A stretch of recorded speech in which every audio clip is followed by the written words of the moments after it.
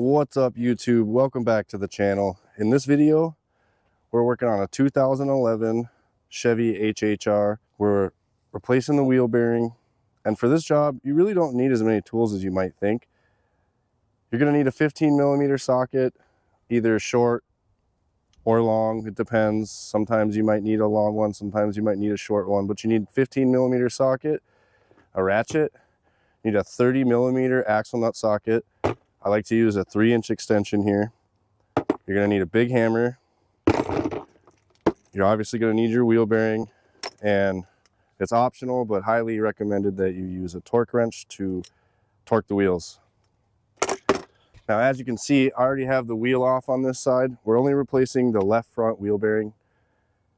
I have both sides jacked up, and the reason that is because it's a lot easier for me to reach both sides of the hub. There's 4 bolts in the back of the hub that holds it here, and for me it's easier to just turn the wheel and get the 2 on this side, turn the wheel, get the 2 on this side. So it really is worth the extra time to jack up both wheels just so you can get to those bolts a little bit easier. This system does have ABS, so we will have to unplug the ABS system and remember to replug it in when we're done. But without further ado, we're going to get right into this wheel bearing and get this customer safe for the road.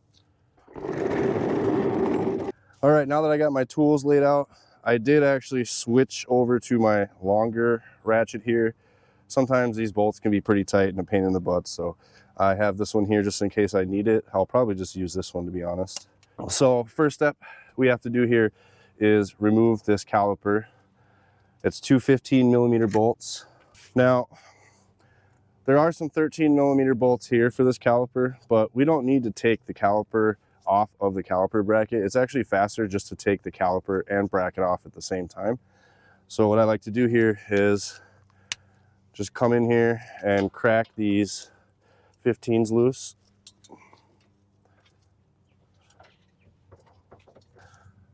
And then I'll come back through here, finish them off with my impact gun. Now that we have the caliper loose, we can just pull up on it here. We're gonna hang this caliper.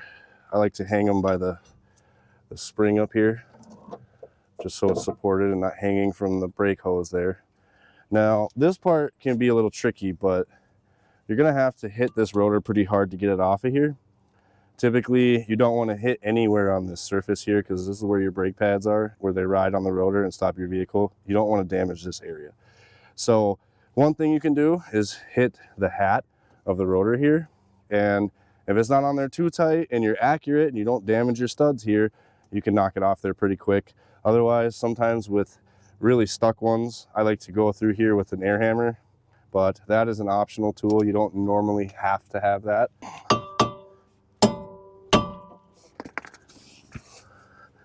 Just like that, rotor comes off. The next step here is to grab your 30mm axle nut socket and take it off of the CV shaft here.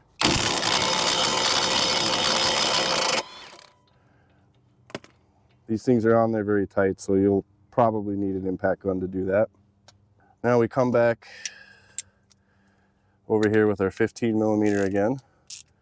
And if you can see, there's 1, 2, and then on the back side, there's a third one back here. I said there was 4, but there's actually 3. So I apologize for that, but come through here, loosen that one. Loosen this one. And this is where that little trick comes in, where I turn the wheel. And that gives me better access to this one back here. The next step is unplug your ABS sensor pigtail. That's this one here. You just pull down on the tab and pull it back. And then it's clipped into this metal clip here. You just want to squeeze the tabs and you can pop it on out of there, just like that. I'm going to come back in here with my impact gun and see if it's strong enough to take these bolts out. There's one. 2. And this third one, the top one, is why we need this extension. It's a little easier to get to it when you have an extension on it. There's 3. Now I come through here and remove this washer. There's a washer behind that axle nut. Kind of a pain to get out. I have a little trick for this actually. One of my favorite tools I use all the time, that magnetic screwdriver. What I'll do here is I'll actually stick it to this washer and spin in circles while pulling outward slightly. And most of the time, it'll come off of there. Now, what I'll do is I'll lightly tap on this axle to test to see how stuck it is. And that one is not very stuck, so we can just push on that. You don't want to hit this area too hard because if you mushroom these threads, the axle nut socket will not go back on, and a lot of the times you'll have to replace this axle if you damage it. So now that we got that done, we're ready to start removing this hub assembly. I usually start by hitting the back side of the hub, trying to separate it from the knuckle here.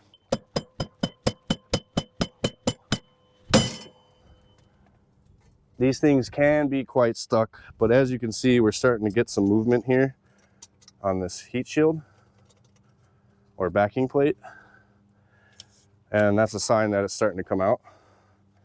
So I'll turn it this way and start trying to hit the backside here to try to work it out of there.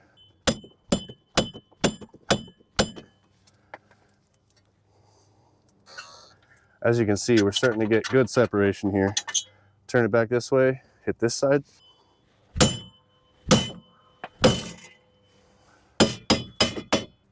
We had a brake pad fall out.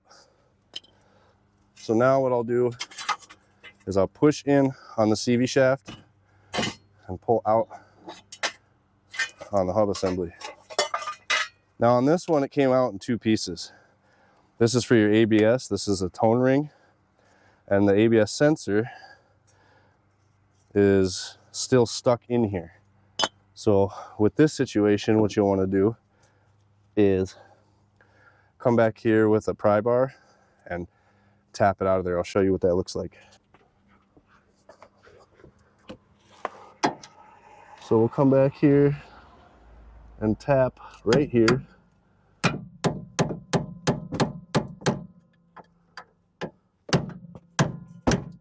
Sometimes they don't want to come out. Another trick I like to do is put the pry bar in here and bend it inward.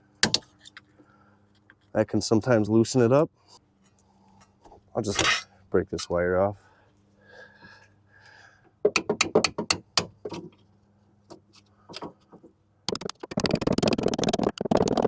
I'm just going to try to work it on out of there.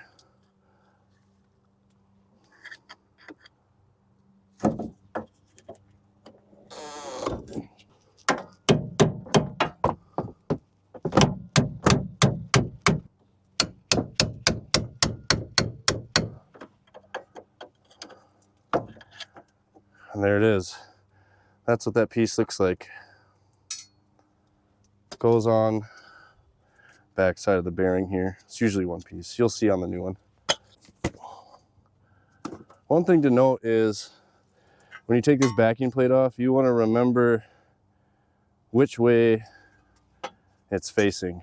Typically, this cutout here is for the caliper to fit on, and it also usually bends backwards to get away from the rotor and the hub. So it goes a little something like that. I like to pull them off and set them down so I can pick them up and put it straight back on.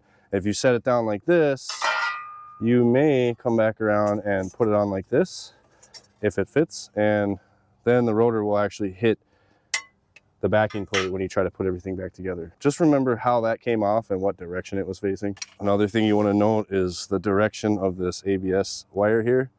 You don't want to stick the bearing in like this because the wire won't go to the pigtail. So it faces this way so that it can replug into here, fish it back through.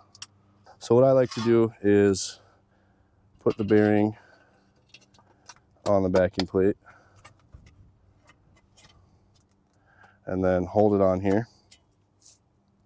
And you'll position this wire safely up toward this corner and kind of fish it through there. You'll stick the axle into the bearing.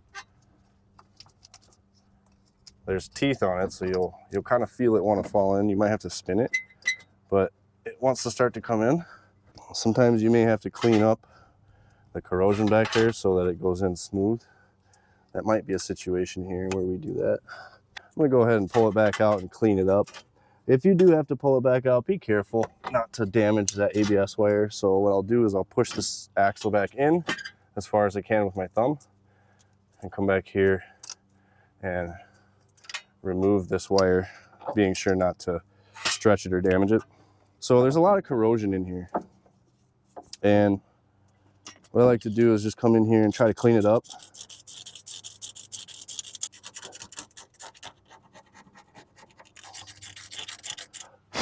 I'll get you a better look at this area here. This is the corrosion I was talking about. So we're just gonna work at that, try to get that stuff out of there. That's kind of the problem when steel bearings surfaces meet aluminum knuckles. They like to create a lot of corrosion in between the steel and the aluminum. This one's quite corroded. So to help with this, I'm gonna use my grinding wheel here.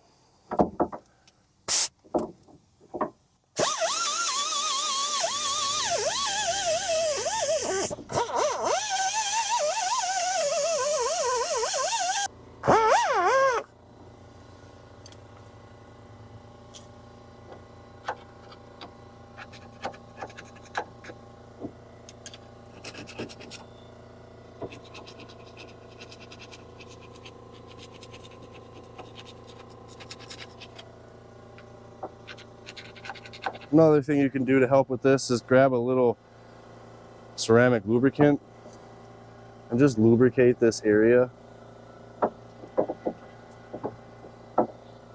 And this will help with that bearing going in and not fighting you the whole time.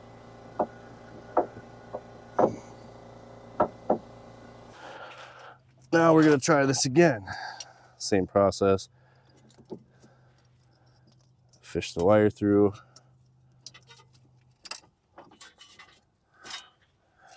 Make sure it's out of harm's way.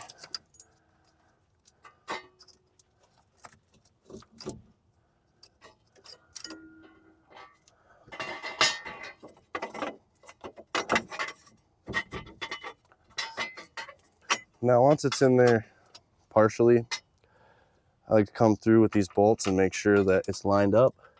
And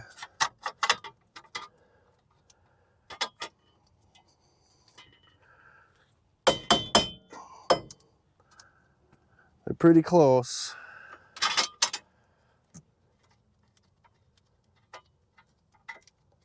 Just want to start them by hand.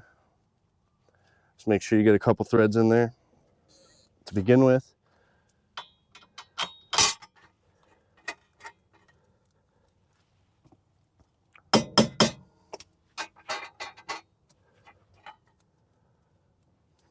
All right. Now that we have all three of them started by hand, what you can do is use these bolts to walk this bearing all the way to the surface. So we're going to grab our 15 millimeter and we're just going to tighten it a little at a time.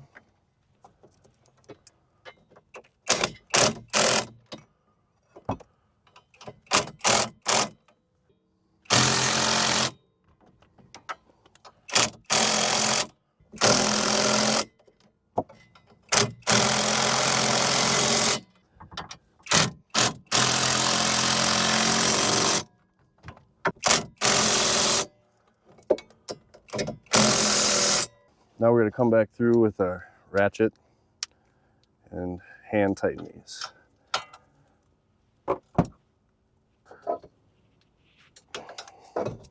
You want to get them pretty tight. You don't want the hub falling out or getting loose on you. So don't be afraid to snug them up pretty tight. And now the bearing is installed. The next step I like to do here is get after this ABS wire. So we'll plug this in, being sure that the tab clicks in place and that it's oriented in the right direction, and we'll reattach it to the clip. The next step is to reinstall this washer and reinstall the axle nut. I like to start them by using the impact gun until it stops right there, and then we'll come back through and torque it down by hand. Every vehicle has a different torque spec for their axle nuts. Be sure to check your specific vehicle for that torque spec for axle nut sockets. Next thing we're going to do is reinstall the rotor. I like to run one lug nut on to keep the rotor in place. We're going to come back over here, and if you remember, that brake pad fell out, so we're going to put that back in. Sometimes you get lucky and you can fish them back in without taking the caliper apart, just like that. And then reinstall the caliper. Gonna reinsert the two 15mm bolts.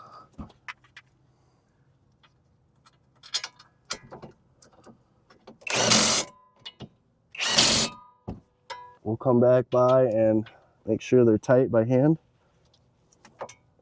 I do not like to trust my impacts to torque anything. So always come back through and make sure everything's tight by hand. And just like that, this wheel bearing is replaced. All we have left to do now is put the wheel on, torque it down to 100 foot-pounds, put the car on the ground, and this job is finished. If you'd like to continue to see more content like this and learn how to fix your guys' cars with us, please consider subscribing. It helps us a lot. Sharing our channel helps a ton. Even just a simple comment lets me know if you guys like what you see and you would like to continue to see stuff like this. So with that being said, I'm going to go ahead and reinstall this tire and wheel, torque it down, and we're going to get on to the next job. Thanks for watching, and we'll see you on the next one.